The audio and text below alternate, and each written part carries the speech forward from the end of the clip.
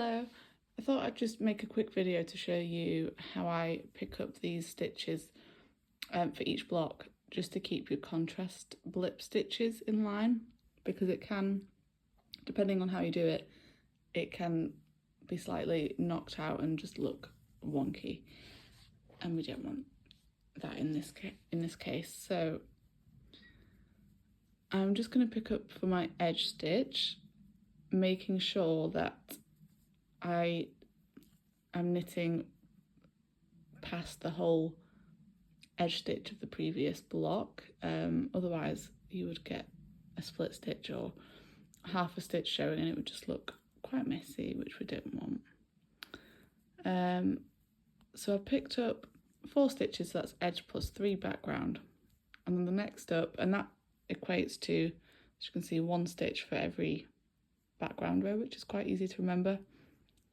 And then I've come to a contrast stitch, so I can either pick up on this side or this side of those 2 contrast strands. And so this is where you want to look at the direction that you've knitted previously. So this block is knitted upwards, with the cast off being here, and I'm starting off at the cast off edge. And therefore I want to be picking up above, if that makes sense, above those contrast strands.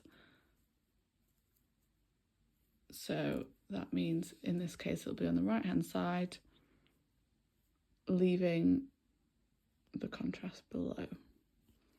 And then you go to the background, which is again just picked up between 2 background rows.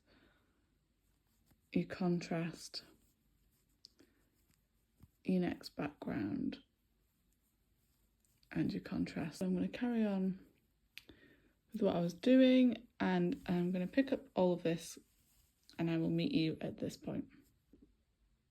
Okay, so I've just finished up almost on this row and edge of the second block. So I've just got a background, a contrast, and then 1 more background, because I've got 2 stitches here for the background, so I only need 1 on the bottom of this block, which is gonna go, when it gets to, so I knitted front and back on the previous pickup, so it might just be a touch fiddly,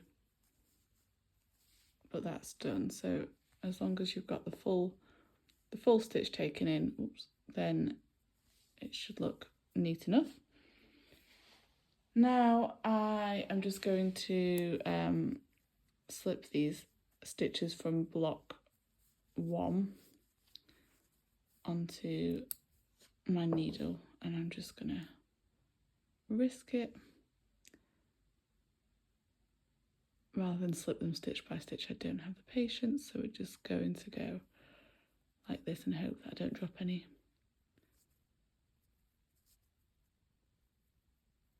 Okay.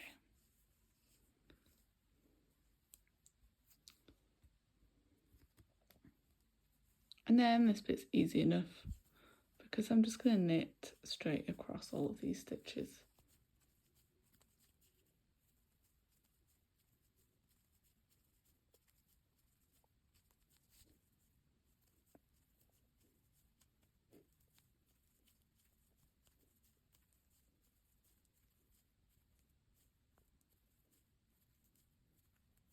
Okay, so hopefully you can see now that picking up a whole stitch, that whole edge stitch creates just a really nice smooth line.